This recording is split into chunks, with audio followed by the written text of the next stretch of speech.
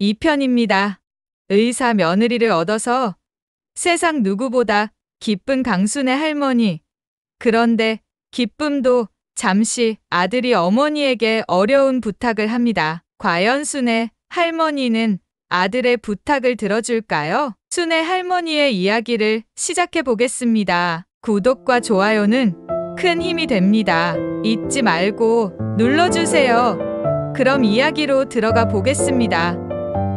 집에 오는 기차 안에서 제 마음은 복잡한 생각들로 가득 찼습니다. 재곤이가 처음으로 제게 영주를 키워달라는 말이 머릿속을 떠나지 않았지요. 항상 저에게 괜찮다 고 말하던 재곤이가 이렇게 진지하게 부탁하는 것을 보니 제 마음은 더욱 무거워졌습니다. 내가 거절하는 게 맞는 걸까? 그래도 재곤을 위해서라면 해야 하는 게 아닐까?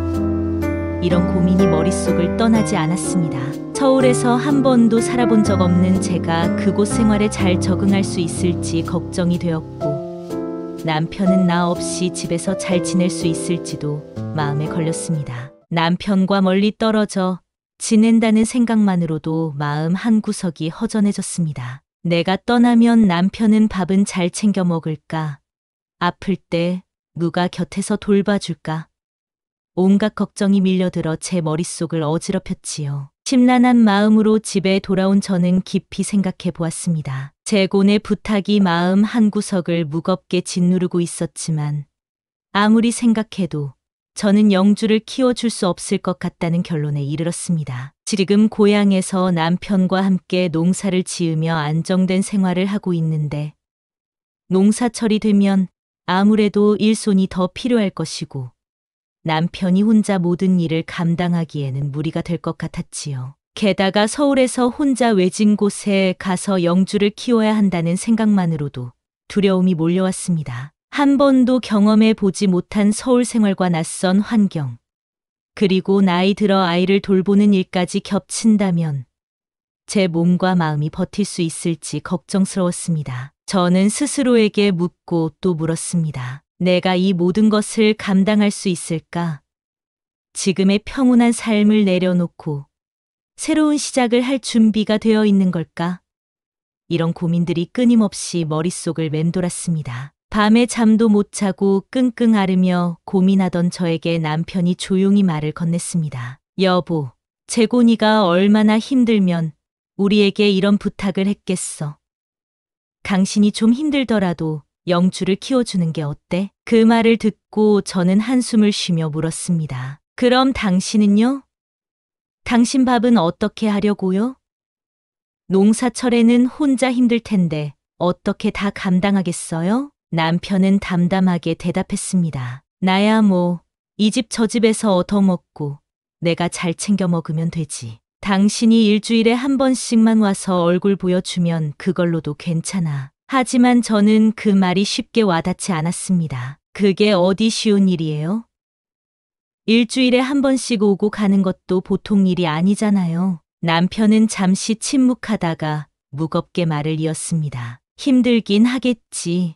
하지만 우리가 재곤이한테 해준 게 뭐가 있었나 싶어. 영주가 초등학교에 들어가면 그땐 내려와도 되잖아. 몇 년만 고생하면 재곤이도 자리 잡고 다 편해질 거야. 농사일은 일꾼을 쓰면 되니까 당신은 가서 영주 좀 봐줘. 남편의 말은 단순하고 현실적이었지만 그 말이 제 마음을 더 무겁게 만들었습니다. 심란한 와중에 경희 집에 가서 마음을 털어놓았습니다. 따뜻한 차를 내오며 경희는 제 이야기를 조용히 들어주었지요. 경희야, 재곤이가 나한테 영주를 키워달라고 하더라. 서울에 가서 애를 보면서 살라고 하는데 내가 그걸 잘할 수 있을지 모르겠어. 농사철도 곧 시작되는데 남편 혼자 어떻게 하겠니? 경희는 잠시 말을 멈추고 저를 바라보더니 진지한 목소리로 말했습니다. 순애야, 재곤이가 얼마나 힘들면 그런 부탁을 했겠어.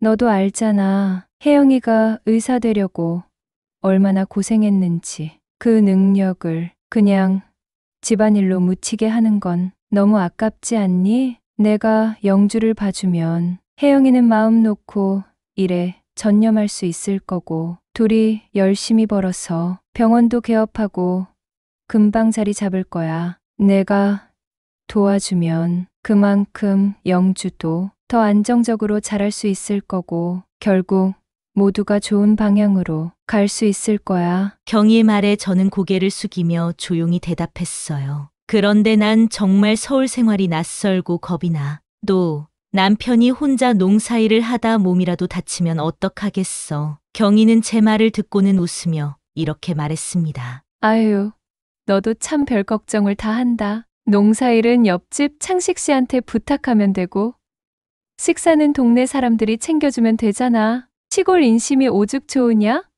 그리고 서울 생활이 뭐 별건가. 너 같은 씩씩하고 건강한 할머니는 금방 적응해서 잘 지낼 거야. 그녀는 차를 한 모금 마시며 말을 이었습니다. 그리고 생각해봐, 순애야. 서울이 얼마나 번쩍번쩍하고 편리한지 알면 오히려 좋아할지도 몰라. 내가 이거 참 좋다고 하면서 좋아할 내 모습이 그려진다니까. 경희는 제 손을 꼭 잡으며 웃으며 말했습니다. 순애야, 넌 항상 이렇게 먼저 걱정부터 하잖아. 하지만 지금은 한번 도전해보는 것도 나쁘지 않을 것 같아. 내가 다 잘해낼 거라는 걸 나는 믿어. 그 말을 들으니 조금씩 마음이 가벼워지는 것 같았습니다. 집에 돌아와 고민 끝에 재곤이에게 전화를 걸었습니다. 재곤아, 엄마야. 엄마, 안녕하세요. 잘 지내셨어요? 재곤이의 목소리에는 약간의 긴장과 기대가 섞여 있었습니다. 저는 잠시 망설이다가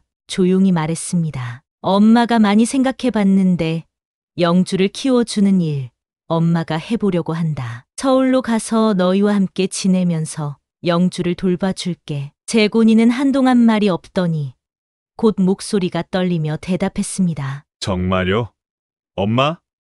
너무 감사해요. 혜영이도 정말 기뻐할 거예요. 엄마가 이렇게까지 해주셔서 정말 고마워요. 조만간 정리하고 올라갈게. 하지만 올라가기 전에 몇 가지 준비를 해야 할 것 같아. 내 생활도 정리하고 아빠가 혼자 지내는데 필요한 것도 챙겨야 하잖니. 그래도 곧 갈 테니 조금만 기다려줘. 전화를 끊고 나니 마음 한구석에 걱정이 남았지만 또 다른 한편으로는 아들을 돕는다는 생각에 안도감이 들었습니다. 서울로 올라가는 날, 저는 아침부터 마음이 무거웠습니다. 짐을 꾸리는 손길이 자꾸만 멈췄고 고향을 떠난다는 생각에 마음이 먹먹했지요. 남편은 제가 짐을 챙기는 모습을 묵묵히 지켜보다가 말했습니다. 여보, 가서 건강 잘 챙기고 너무 무리하지 마라. 저는 애써 미소를 지으며 대답했어요. 알았어요.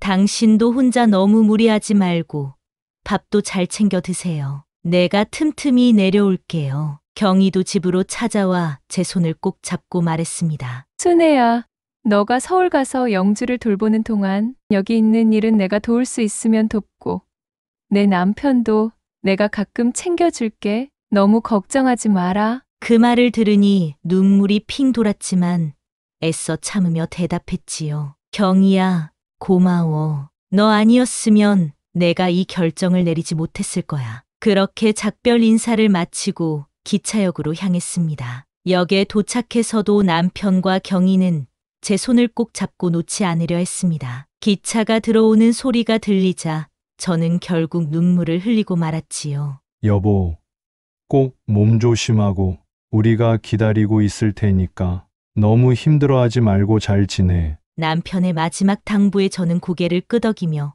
기차에 올랐습니다. 창밖으로 손을 흔드는 남편과 경희의 모습을 보며 눈물이 왈칵 쏟아졌지요. 그들의 손짓은 점점 작아졌지만 마음속에서는 그 따뜻한 작별의 순간이 깊이 새겨졌습니다. 서울행 기차가 움직이기 시작하자 저는 긴 한숨을 내쉬며 스스로를 다독였습니다. 잘 해낼 거야. 가족을 위해서라면 내가 무엇이든 해낼 수 있어. 서울역에 내렸습니다. 몇 번 서울에 올라와 본 적은 있었지만 이렇게 혼자 올라온 것은 처음이라 낯설고 긴장된 마음이 가득했습니다. 재곤이는 오늘 일이 있어서 제가 직접 찾아가기로 했습니다. 서울역에서 나와 택시를 타려고 했는데 남편이 늘 길을 잘 알아서 안내해 주던 것과 달리 혼자 하려니 어디로 가야 할지 몰라 당황스러웠습니다. 어느 출입구로 나가야 하는지도 몰라 이리저리 헤매다 결국 역 직원에게 물어봤습니다. 저기요, 택시는 어디서 타야 하나요? 직원이 친절하게 3번 출구를 알려줬습니다. 3번 출구로 나가시면 택시 타는 곳이 있어요. 3번 출구로 가는 길에는 기다란 계단이 있었습니다. 한참을 올라가며 숨이 턱에 찼을 즈음 옆에 에스컬레이터가 있는 것을 발견했습니다. 아이고 참, 저걸 타면 되는 걸. 촌뜨기가 도시 올라와서 고생이네. 라며 스스로 피식 웃었습니다. 다행히 택시는 줄지어 있었습니다. 택시를 타고 기사 아저씨께 말했지요. 김포 신도시 나이밀의 아파트로 가주세요. 기사님은 친절하게 아파트 정문까지 저를 내려주었습니다. 정문에 내린 후 115동 1206호를 찾아야 했는데 단지가 넓어 도통 방향을 잡을 수 없었습니다. 한참 헤매다 지나가는 아이 엄마를 붙잡고 물었습니다. 저기요, 115동이 어디인가요? 그분이 웃으며 대답했습니다. 아, 115동이면 옆 단지로 가셔야 해요. 여기는 2단지라서 1단지로 가셔야 합니다. 그렇게 한참을 돌고 돌아 드디어 115동을 찾아냈습니다. 배를 누르자 곧바로 문이 열렸고 혜영이가 밝은 미소로 나타났습니다. 어머님, 오셨어요. 얼마나 힘드셨어요? 그녀는 제 손을 꼭 잡으며 문 안으로 저를 안내했습니다. 길 찾느라 많이 힘드셨죠? 아파트 단지가 복잡해서 처음 오시면 헷갈릴 수밖에 없어요. 저는 숨을 고르며 웃었습니다. 그러게 말이다. 여기저기 물어보느라 좀 헤맸어. 혜영이는 제가 들고 온 짐을 얼른 받아들고 부엌 쪽으로 옮기며 말했어요. 어머님, 이제 저희 집이 어머님 집이니까 편하게 계시면 돼요. 힘드셨을 텐데 얼른 앉으세요. 제가 차 한 잔 준비할게요. 그 따뜻한 환대에 지쳐있던 제 마음이 조금씩 풀리기 시작했습니다. 혜영은 부드러운 미소를 지으며 계속 제 주변을 살피고 있었습니다. 잠시 후 손주 영주를 만났습니다. 영주를 보는 순간 제 얼굴에는 웃음꽃이 피어났지요. 아이고, 우리 영주가 이렇게 컸네.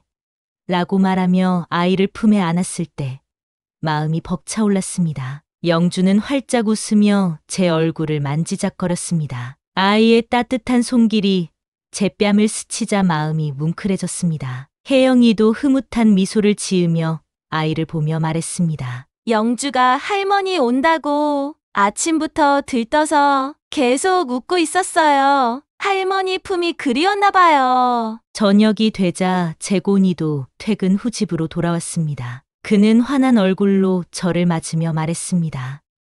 엄마, 오시느라 고생 많으셨어요. 집이 많이 낯설죠? 그래도 내가 있으니 괜찮다.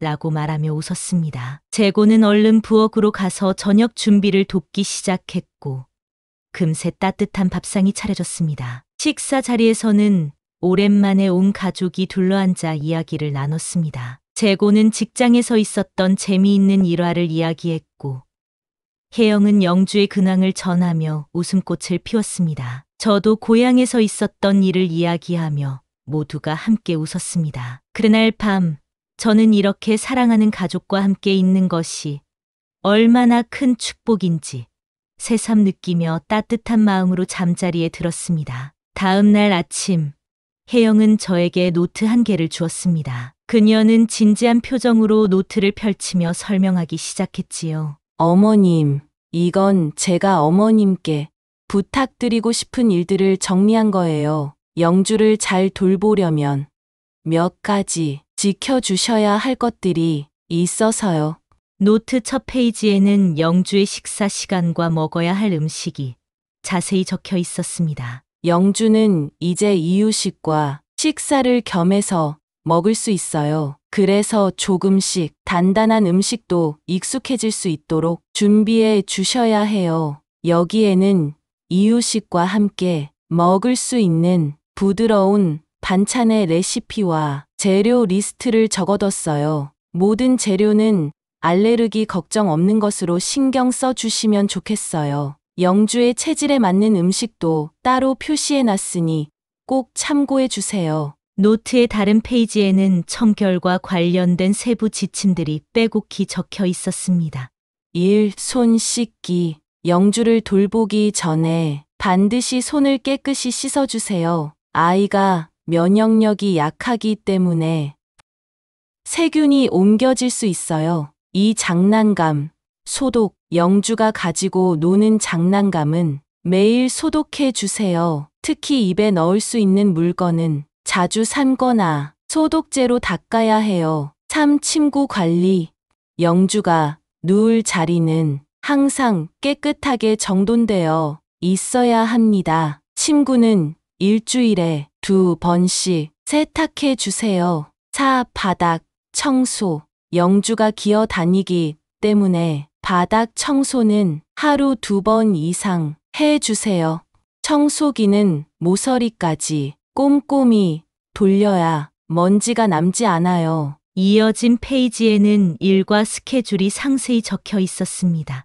아침 7시 기상 후 간단한 이유식과 물 50m 제공. 오전 9시 놀이 시간. 퍼즐이나 블록놀이 권장. 오전 11시 점심 이유식. 부드러운 반찬과 함께 낮 1시 낮잠. 침구를 깨끗하게 정리하고 눕혀주세요. 오후 3시 간식 시간. 바나나, 퓨레나 아보카도 으깬 것 제공. 오후 5시 저녁 준비. 아이가 앉아 있을 때는 안전벨트 착용 필수. 저녁 7시 목욕 후 취침 준비. 혜영은 청결과 영주의 건강을 강조하며 모든 지침을 하나하나 설명했습니다. 어머님, 조금 번거로우실 수 있지만 영주가 건강하고 안전하게 자랄 수 있도록 꼭 지켜주세요. 어머님이라면 잘 해내실 거라고 믿어요. 이어 그녀는 청결에 대해 다시 한번 강하게 강조했습니다. 어머님, 청결이 가장 중요해요. 저는 고개를 끄덕이며 혜영의 말을 들었지만 조금은 긴장되기도 했습니다. 그녀는 미소를 지으며 덧붙였어요. 어머님, 제가 이렇게 부탁드리는 건 모두 영주를 위한 거니까 너무 부담 갖지 마세요. 어머님이라면 분명히 잘 해내실 거라고 믿어요. 제가 필요한 물품이나 궁금한 점은 언제든 도와드릴게요. 그녀의 진지한 태도와 자세한 설명에 저는 어리둥절하면서도 손주를 위해 최선을 다해야겠다는 다짐을 했습니다. 그 다음날 혜영은 출근을 시작했습니다. 저는 혜영에게 일주일 정도 더 있다가 출근하면 어떨까? 라고 조심스럽게 제안했지만 혜영은 고개를 저으며 말했습니다. 어머님, 이미 일정이 잡혀 있어서 어쩔 수 없어요. 저도 처음부터 출근하기는 조금 마음이 불편하지만 꼭 필요한 자리라서요. 저는 깊은 한숨을 내쉬며 알겠다고 말했습니다. 혜영은 출근 준비를 하며 저를 바라보며 덧붙였지요. 어머님, 혹시 아이를 돌보는 중에 궁금한 점이 있거나 어려운 게 생기시면 주저하지 말고 바로 전화 주세요. 바로 받을게요. 이렇게 저는 서울 온 지 이틀 만에 혼자 영주를 보게 되었습니다. 이제 12개월 된 영주는 정말 사랑스러웠습니다. 혜영이의 일정표를 펼쳐 들고 첫 페이지부터 하나하나 확인하며 시작했지요. 아침 7시 기상 후 간단한 이유식과 물 50m 제공이라고 적힌 메모를 보며 부엌으로 갔습니다. 영주를 깨워 이유식을 준비하는데 혜영이 적어둔 이유식 레시피와 재료 리스트를 참고하며 조심스럽게 만들었습니다. 영주는 작은 입을 벌려 음식을 먹었고 그 모습이 얼마나 귀엽던지 저도 모르게 웃음이 나왔습니다. 이후 일정표에 따라 9시에 영주와 퍼즐 놀이를 시작했습니다. 작은 손으로 퍼즐 조각을 집어들고 이것저것 만지는 모습이 정말 사랑스러웠지요. 퍼즐을 다 맞추고 나니 영주가 기지개를 켜며 하품을 했습니다. 이제 11시 점심시간이구나 라는 생각에 부엌으로 향했습니다. 점심은 이유식과 부드러운 반찬을 곁들여 준비했습니다. 혜영이 말대로 아이가 단단한 음식에 익숙해질 수 있도록 으깬 감자와 달걀찜을 함께 주었지요. 영주는 환히 웃으며 밥을 먹었고 저는 그 모습을 보며 혜영이가 이렇게 세심하게 준비한 이유를 알겠다고 느꼈습니다. 낮 1시에는 영주를 눕혀 낮잠을 재웠습니다. 침구를 깨끗하게 정리한 후 조용한 음악을 틀어주니 영주는 곧 편안히 잠들었습니다. 일정표에 적힌 것처럼 간식을 준비해 두고 영주가 깨어나길 기다리며 저는 한숨 돌릴 수 있었습니다. 오후 3시 영주가 깨어나 간식으로 바나나 퓨레를 먹으며 행복하게 웃는 모습을 보니 그동안의 걱정과 피로가 모두 잊혀지는 듯했습니다. 혜영의 일정표를 하나씩 따라가며 하루를 보내고 저녁이 되었습니다. 혜영이 퇴근 후 집으로 돌아왔고 저는 그제야 안도하며 그녀를 맞이했습니다. 어머님, 오늘 하루 어떠셨어요? 영주는 잘 있었죠? 혜영이 밝은 미소로 물었습니다. 저는 조금 피곤한 얼굴로 대답했지요. 그래, 영주는 잘 놀고 밥도 잘 먹었어. 그런데 하루가 정말 빠듯하더라. 혜영은 방을 둘러보더니 약간 당황한 표정을 지으며 말했습니다. 어머님,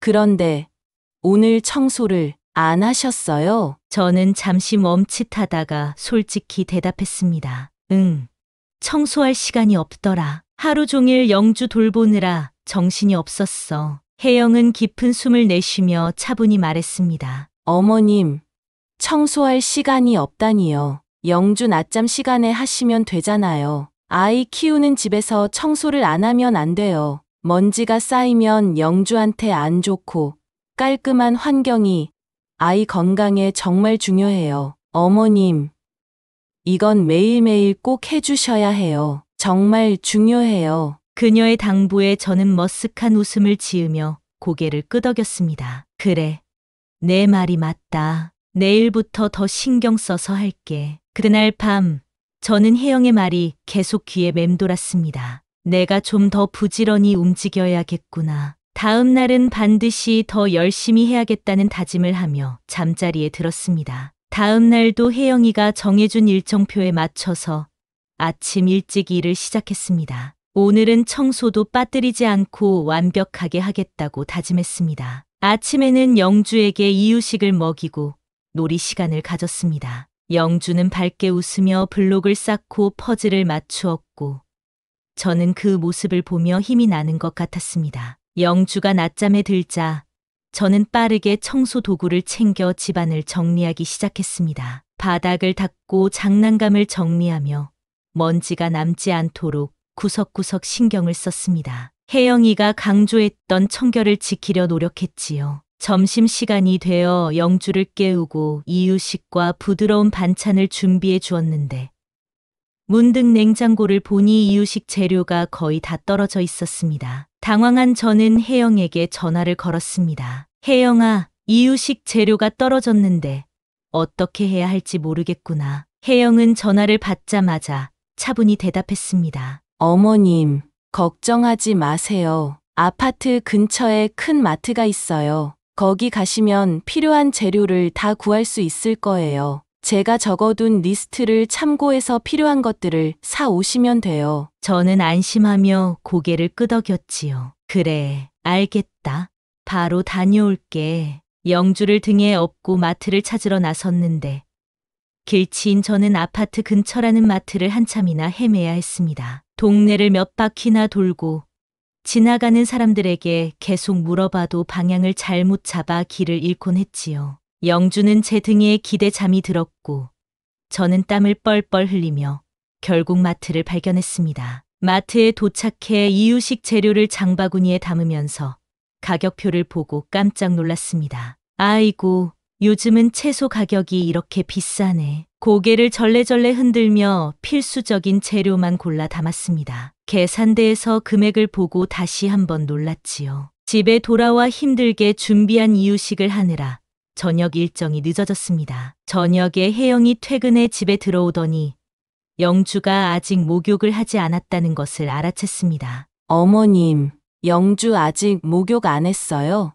혜영이 약간 놀란 표정으로 물었습니다. 저는 어색한 웃음을 지으며 대답했습니다. 아이고, 오늘 마트 다녀오느라 시간이 늦어져서 못했어. 혜영은 조금 단호한 목소리로 말했습니다. 어머님, 일정 시간에 맞춰서 해 주셔야 해요. 영주는 규칙적인 생활이 중요하거든요. 특히 목욕은 매일 같은 시간에 해주셔야 아이가 안정감을 느끼고 잘 자요. 그녀의 말을 들으며 저는 고개를 끄덕였지요. 그래, 내가 맞는 말이다. 오늘은 내가 바빠서 놓쳤지만 다음부터는 꼭 시간에 맞춰서 할게. 혜영은 살짝 미소를 지으며 말했습니다. 감사해요, 어머님. 제가 부탁드린 대로만 해주시면 영주가 건강하고 행복하게 자랄 수 있을 거예요. 그날 밤 저는 혜영의 당부를 떠올리며 내일부터는 정말 더 철저히 해야겠다고 스스로 다짐했습니다. 이렇게 바삐 생활하다 보니 벌써 일주일 후가 되었습니다. 저는 하루 일과를 수행하느라 바빴고 저녁이면 피곤에 골아떨어졌습니다. 한밤중에는 영주가 종종 깨는 바람에 잠을 편히 잘 수 없는 상황이 이어졌지요. 그날 밤 문득 남편 생각이 나서 전화를 걸었습니다. 남편의 목소리가 들리자마자 괜히 눈물이 핑 돌았습니다. 여보, 잘 지내고 있어? 남편이 걱정스러운 목소리로 물었습니다. 저는 애써 담담하게 대답했지만 목소리가 떨렸습니다. 응, 잘 지내고는 있는데 아직 많이 낯설어. 적응하려고 하는데 매일 하는 일이 많아서 정신이 없네. 남편은 잠시 말을 멈추더니 조용히 위로했습니다. 힘들지? 그래도 내가 잘 해내고 있는 걸 내가 알고 있어. 조금만 더 힘내봐. 영주도 내 덕분에 잘 자랄 거야. 저는 남편의 말을 들으며 한숨을 내쉬었습니다. 그래, 고맙네. 당신도 밥 잘 챙겨 먹고 몸 조심하고. 그렇게 짧은 통화를 마쳤지만 마음속에는 남편의 따뜻한 말이 작은 위로로 남았습니다. 내가 잘 해내야 한다는 다짐을 다시 한번 하며 전화를 끊었습니다. 그 다음 날도 저는 혜영의 일정표대로 철저히 일을 하였습니다. 그런데 어느 날 설거지를 하고 있던 중 영주가 혼자 한 발 한 발 걷기 시작했습니다. 저는 그 모습을 보고 흐뭇하게 웃으며 설거지를 계속하고 있었지요. 그러다 영주가 갑자기 중심을 잃고 넘어지면서 문틀에 이마를 부딪히고 말았습니다. 영주는 깜짝 놀라 크게 울음을 터뜨렸고 저는 서둘러 달려가 아이를 안아 달래기 시작했습니다. 아이고, 우리 영주 괜찮아? 어디 다친 데는 없니? 라고 물으며 다급히 확인했지만 이마가 살짝 부어오르는 것을 보고 너무 마음이 아팠습니다. 저녁에 혜영이 퇴근해 집으로 돌아오자마자 영주의 상태를 보고 깜짝 놀랐습니다. 어머님, 영주 이마가 왜 이런 거예요? 무슨 일이 있었던 거예요? 그녀는 걱정과 화가 섞인 목소리로 물었습니다. 저는 조심스럽게 대답했습니다. 설거지를 하는 동안 영주가 혼자 걷다가 넘어져서 문틀에 이마를 부딪혔어. 내가 정말 잠깐 한눈판 사이에 그렇게 돼서 미안하다.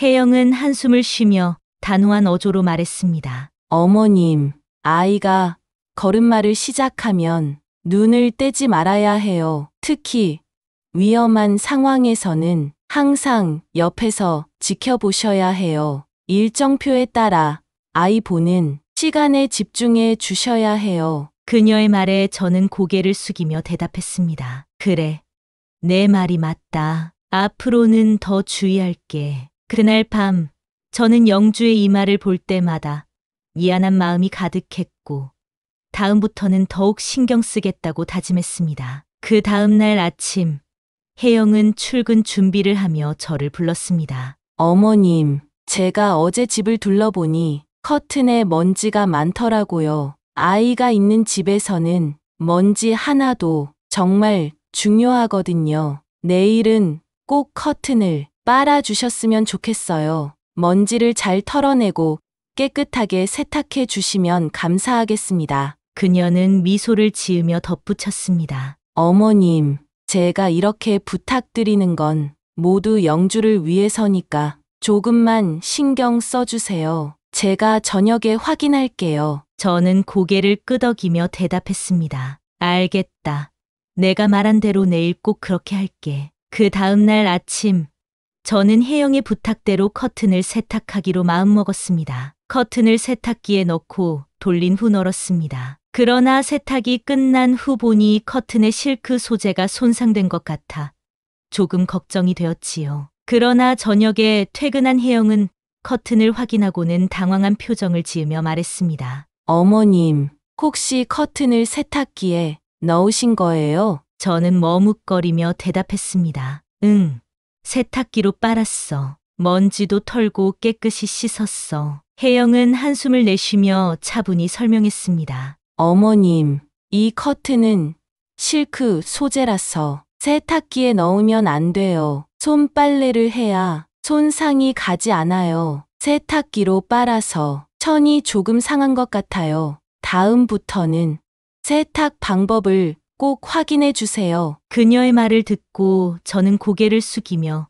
미안한 마음으로 대답했습니다. 아이고, 내가 실수했네. 앞으로는 꼭 조심할게. 내 말대로 확인하고 세탁하마. 그날 밤, 저는 혜영의 당부를 떠올리며 다음에는 더 신경 써야지 하고 다짐했습니다. 이렇게 쳇바퀴 돌듯 반복된 생활을 한 지 한 달째 되던 날, 드디어 저는 고향집으로 가게 되었습니다. 재곤과 혜영이는 휴가를 내고 3일 쉬고 오세요라고 말해 주었지요. 그 말을 듣는 순간 정말 살 것 같았습니다. 예쁜 영주를 보는 건 행복했지만 쉼 없이 이어지는 육아와 집안일은 저를 지치게 했거든요. 집에 도착하자 한 달 만에 만난 남편이 한바구음을 지으며 저를 반겼습니다. 여보, 고생 많았어. 얼굴이 많이 피곤해 보이네. 저는 남편의 다정한 목소리를 듣는 순간 눈물이 핑 돌았습니다. 정말 힘들었어. 그래도 이렇게 집에 오니까 마음이 놓인다. 당신은 잘 지냈어?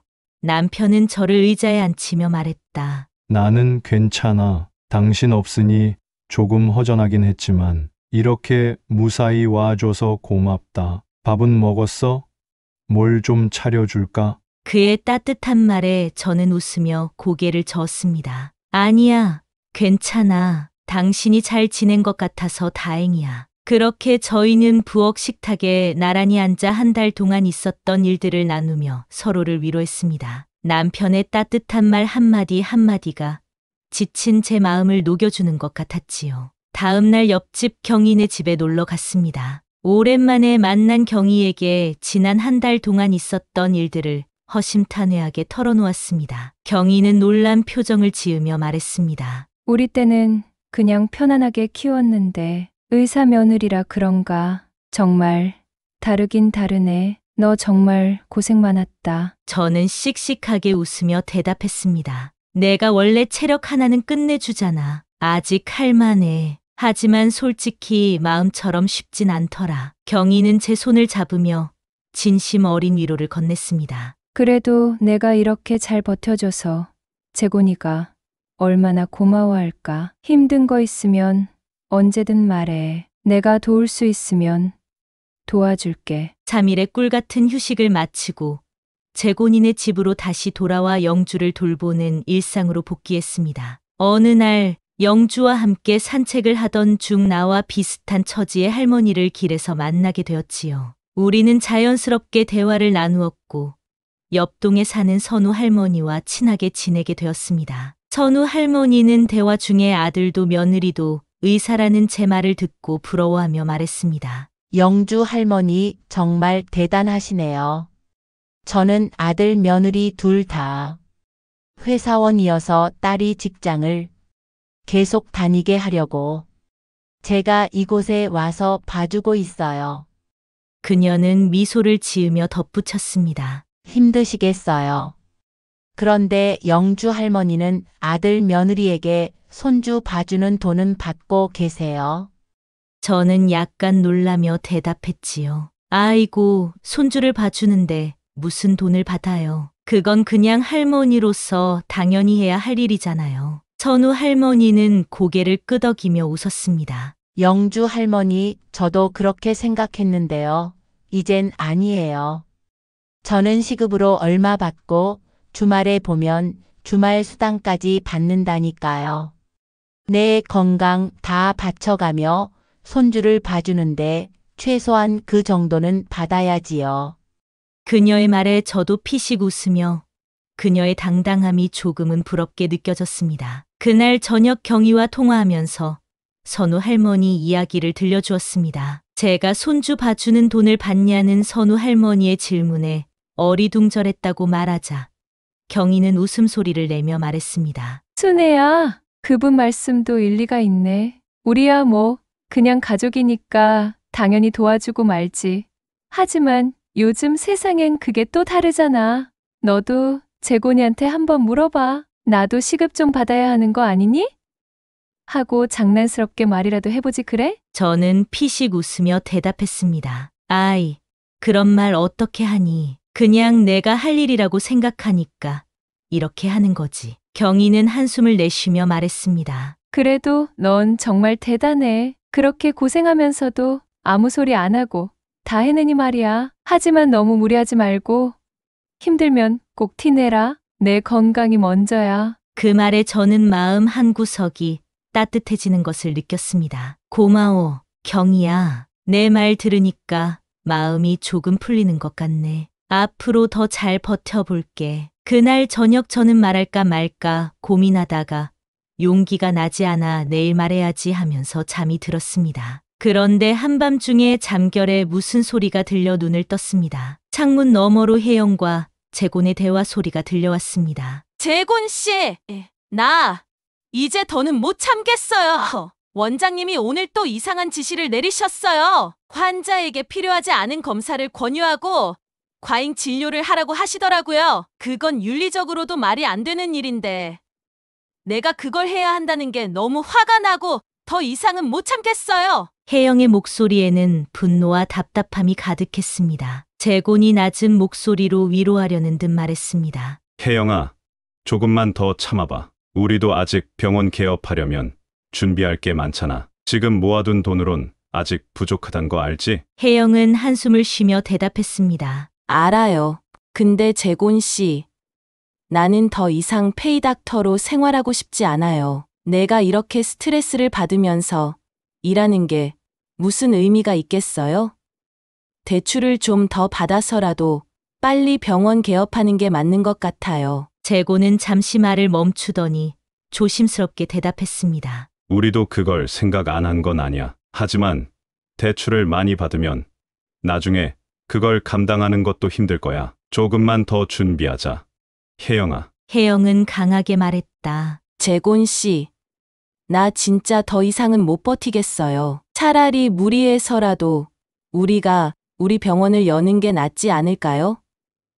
그래야 내가 일하면서도 마음 편히 일할 수 있을 것 같아. 두 사람의 대화는 조용히 이어졌지만 혜영의 목소리에서 느껴지는 절박함과 재곤의 현실적인 고민이 깊은 여운을 남겼습니다. 저는 그 대화를 들으며 혜영이 얼마나 힘들어하는지 새삼 깨닫게 되었습니다. 결국 저는 돈 이야기를 꺼낼 수 없었습니다. 옆에서 똑같은 조건으로 아이를 돌보며 돈을 받는 선우 할머니의 이야기가 계속 머릿속을 맴돌았지만 혜영과 재곤의 현실적인 고민과 어려움을 생각하니 차마 입 밖으로 내지 못했지요. 그저 선우 할머니의 당당함이 부럽다는 생각만 할 뿐이었습니다. 이럴 때 의사 아들, 의사 며느리가 있으면 뭐 하나 하는 씁쓸한 마음이 들기도 했습니다. 그렇게 매일매일 청소와 빨래, 요리를 하며 제 나름대로 최선을 다했는데도 혜영이 지시는 날이 갈수록 눈덩이처럼 불어났습니다. 어머님, 화장실 청소는 더 꼼꼼하게 하셔야 해요. 타일 틈 사이도 브러쉬로 깨끗이 문질러 주세요. 라며 세세한 지시를 내리곤 했습니다. 또 주방 싱크대는 사용 후 바로 물기를 닦아주세요. 위생적으로 관리해야 해요. 라며 매일매일 강조하더군요. 그뿐만 아니라 어머님, 이불도 매주 세탁하시는 게 좋아요. 아이가 사용하니까 청결하게 관리해야 해요. 라며 집안일에 대한 기준이 점점 더 까다로워졌습니다. 저는 매번 꾹꾹 참고 혜영이가 만족할 때까지 최선을 다했습니다. 그러나 한 번은 정말 화가 난 일이 있었습니다. 말하기는 그렇지만 저는 식탐이 있습니다. 식탐이라기보다는 남들보다 음식을 아주 조금 더 좋아할 뿐입니다. 특히 고기, 온갖 종류의 고기를 무척 좋아하지요. 어느 날 재곤이는 외식을 하자고 했습니다. 집 근처에 불고기 집이 새로 생겼다며 같이 가자고 하더군요. 저는 정말 좋아서 따라 나섰습니다. 그런데 막상 식당에 도착하니 아들 내외는 영주를 저에게 맡기고 자기들끼리 고기를 먹기 시작했습니다. 저는 영주를 돌보며 아들 내외가 편안히 고기를 먹는 모습을 기다렸습니다. 그들이 다 먹은 후 이제야 저도 고기를 맛볼 차례인가 했는데 그 순간 혜영이가 말했습니다. 어머니, 이제 가시죠?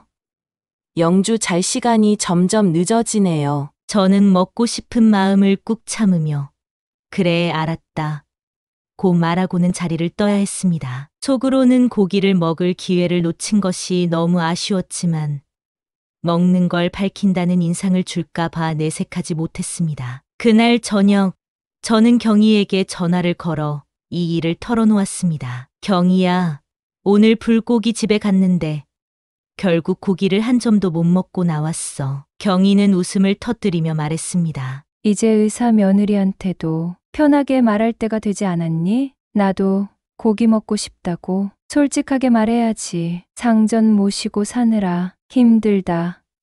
힘들어. 경희의 장난 섞인 위로에 저도 씁쓸한 웃음을 지으며 말했습니다. 그러게 말이다. 다음번엔 꼭 솔직하게 말해보려고. 몇 달 후에 재곤이는 저녁에 저를 부르더니 차분한 목소리로 말을 꺼냈습니다.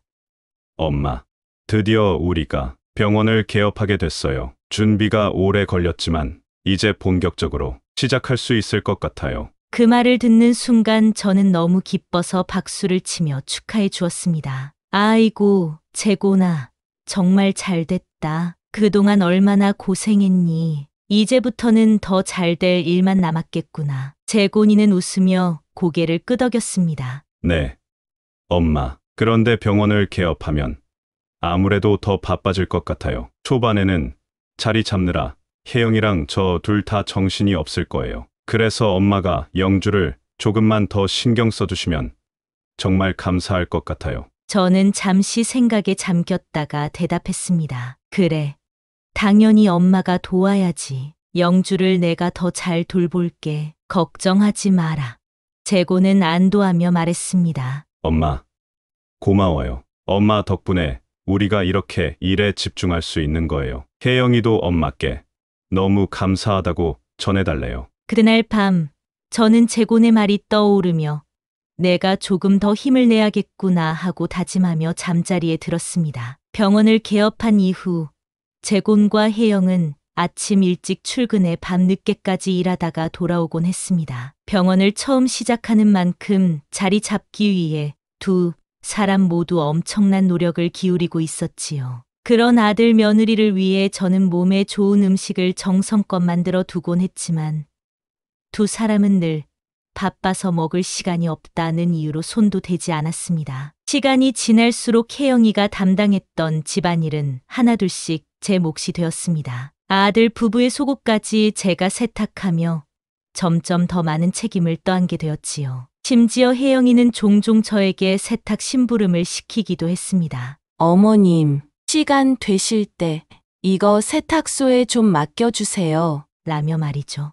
영주를 돌보는 일도 제게 큰 책임으로 다가왔습니다. 영주를 업고 세탁소, 약국, 병원, 마트를 종종 걸음으로 다니는 날들이 이어졌습니다. 그러던 어느 날, 제 허리가 점점 아파오기 시작했습니다. 평생 농사일을 하며 고된 노동에도 끄떡없던 제 허리가 이제는 10kg이 넘는 영주를 매일 업고 다니는 일을 견디지 못하는 듯했지요. 그럼에도 불구하고 저는 아들 며느리에게 아프다는 말을 하지 않았습니다. 이제 막 병원을 개업하고 잘해보려 애쓰는 그들에게 제 몸이 아프다는 말을 꺼내는 건 부담을 줄까 두려웠으니까요. 그들의 성공을 위해 제 역할을 묵묵히 해내는 것이 당연하다고 여겼습니다. 하지만 가끔씩 몸이 너무 지칠 때면 제 스스로도 이 모든 상황이 과연 옳은 것인지 의문이 들기도 했습니다. 그렇게 하루하루 버티고 사는 와중에 혜영이는 제게 조심스럽게 말을 꺼냈습니다. 어머님,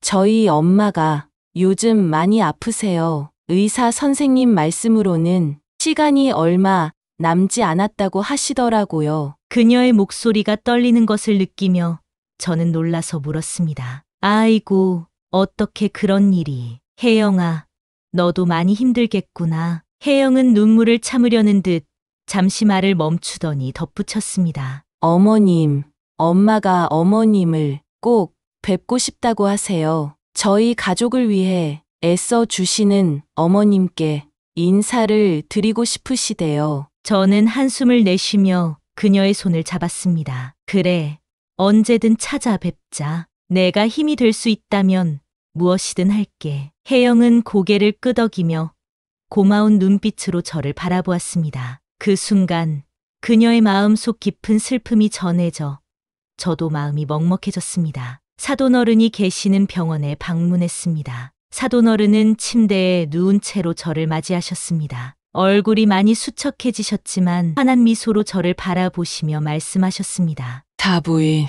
이렇게 와주셔서 정말 감사합니다. 제가 그동안 너무 무뚝뚝하고 다정하지 못했던 것 같아 죄송해요. 사실 우리 딸이 아깝다는 생각을 했던 제가 너무 속 좁았던 것 같아요. 저는 그 말을 듣고 얼른 손을 내밀며 대답했습니다. 아니에요. 사돈어른, 그런 말씀 마세요. 저도 부족한 게 많았지요. 사돈어른은 고개를 천천히 저으며 눈을 감았다가 다시 뜨셨습니다. 타부인, 우리 딸 많이 챙겨주세요. 저한텐 너무 소중한 딸이니까요. 사부인 덕분에 재곤이와 혜영이가 이렇게 잘 지내는 것 같아 정말 감사해요. 그 말을 듣는 순간 제 가슴이 먹먹해졌습니다. 저는 그저 손을 꼭 잡고 고개를 끄덕일 수밖에 없었습니다. 걱정 마세요.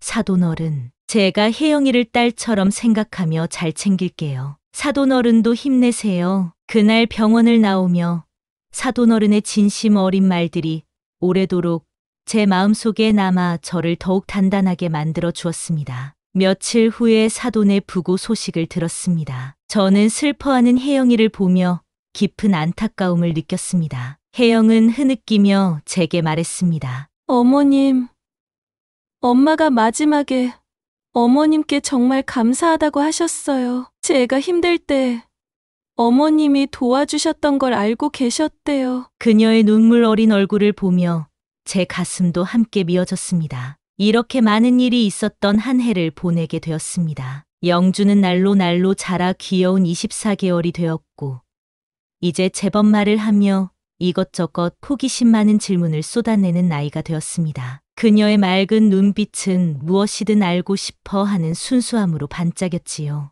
어느 날 영주는 저를 보며 할머니, 왜 하늘은 파란색이에요? 라고 물었습니다. 저는 갑작스러운 질문에 잠시 당황하며 대답했습니다. 그건, 하늘이 원래 파란색이니까 그런 거란다. 영주는 고개를 갸우뚱하며 또 물었지요. 그러면 왜 물은 투명해요? 저는 다시 머뭇거리며 말했습니다. 그건 글쎄, 물이 맑아서 그런 거겠지. 아이의 호기심 어린 질문이 계속 이어졌지만 저는 대답을 제대로 하지 못했습니다. 사실 저는 초등학교도 겨우 졸업한 터라 공부와 관련된 지식이 부족했거든요. 영주가 질문할 때마다 답하지 못하는 제 모습에 마음 한구석이 무거워졌습니다. 그 모습을 본 혜영은 한숨을 내쉬며 말했습니다. 어머님, 영주가 이렇게 질문이 많은 아이인데 어머님이 잘 대답해 주지 못하면 영주의 호기심이 점점 줄어들 수 있어요. 어머님도 조금씩 공부하시면서 영주를 잘 이끌어 주시면 좋을 것 같아요. 그 말에 저는 고개를 끄덕이며 속으로 다짐했습니다. 내가 조금씩이라도 배워서 영주의 물음에 대답할 수 있도록 해야겠다. 혜영의 말이 가슴에 남아 더 나은 할머니가 되기 위해 노력해야겠다고 생각했습니다. 그날 이후 저는 동네 도서관에서 쉬운 교양서를 찾아 읽기 시작했습니다. 매일 자기 전에 오늘은 10페이지라도 꼭 읽자며 굳은 다짐을 하고 책을 펼쳤지만 감기는 눈꺼풀을 억지로 버티기가 참 힘들었지요. 하지만 내가 누구야, 똑똑한 할머니가 되겠어. 라는 마음으로 틈틈이 시간을 내어 꾸준히 읽기 시작했습니다. 비록 나이가 들어 눈이 침침했지만 책을 읽는 재미는 생각보다 훨씬 크더군요. 특히 저는 요리를 좋아했기에 요리책을 읽는 시간이 가장 즐거웠습니다. 요리를 체계적으로 배워본 적은 없었지만 요리에 대한 제 자부심은 대단했지요. 동네 사람들도 제 음식을 좋아해서 우리 동네 최고 요리사 라며 칭찬을 아끼지 않았습니다. 그 중에서도 저는 나물을 무척 좋아했습니다. 모르는 나물이 없을 정도로 나물 박사라는 별명이 붙을 만큼이었지요. 요리책을 읽으면서 그동안 본능적으로만 해오던 제 요리법이 점점 체계적으로 자리 잡는 걸 느낄 수 있었습니다. 새로운 레시피를 메모해 두고 직접 만들어 본 후 선우 할머니에게 맛을 봐달라고 드렸는데 할머니는 늘 엄지손가락을 치켜 세우며 정말 맛있어요. 라고 칭찬하셨습니다. 요리책에 푹 빠져 매일 새로운 것을 배우고 시도하는 즐거움이 제 일상에 작은 활력과 자신감을 더해 주었습니다. 하지만 더 큰 난관이 있었습니다. 영어였습니다. 어느 날 영주가 영어 그림책을 들고 와 저를 보며 물었습니다. 할머니, 이거 뭐라고 읽어요? 저는 그 질문에 당황해 머뭇거리며 책을 바라봤습니다. 알파벳은 알겠지만 단어를 읽고 뜻을 설명하는 것은 너무 어려운 일이었지요. 그건 할머니가 잘 모르겠구나 라고 솔직히 말할 수밖에 없었습니다. 영주는 실망한 얼굴로 다시 물었습니다. 그럼 이건요? 여기 뭐라고 써 있어요? 저는 다시 난감해하며 말했습니다. 할머니가 공부를 못해서 잘 모르겠어. 다음에 엄마한테 물어보자. 영주의 순수한 질문 앞에서 대답하지 못하는 제 모습이 너무 안타깝게 느껴졌습니다. 제가 초등학교도 겨우 졸업한 수준이라 영어는커녕 기본적인 지식도 부족했거든요. 그날 저녁, 혜영은 제가 영어책을 제대로 보지 못하는 모습을 지켜보며 깊은 한숨을 내쉬었습니다. 어머님, 요즘 시대의 영어는 정말 중요한데 영주가 이렇게 물어보는 걸 잘 대답해 주셔야 해요. 어머님께서 공부를 조금씩이라도 하셔야 영주 교육에 도움이 될 것 같아요. 저는 혜영의 말을 들으며 마음이 무거워졌습니다. 내가 아무리 노력해도 영어만큼은 어렵겠구나라는 생각에 위축되었지요. 하지만 혜영의 표정에서 드러나는 탐탁지 않은 시선이 제 마음에 더 큰 부담으로 다가왔습니다. 어느 날 혜영은 웬일인지 일찍 집에 왔습니다. 얼굴에 피곤함과 짜증이 가득했고 병원에서 무슨 안 좋은 일이 있었던 것 같았습니다. 집에 들어오자마자 그녀는 밥을 먹고 있는 저와 영주를 보더니 갑자기 소리쳤습니다. 어머니, 영주에게 어머니가 쓰시는 숟가락으로 밥을 먹으면 어떡해요? 그리고 영주가 입고 있는 옷이 너무 더럽잖아요. 다른 엄마들이 보면 뭐라고 하겠어요?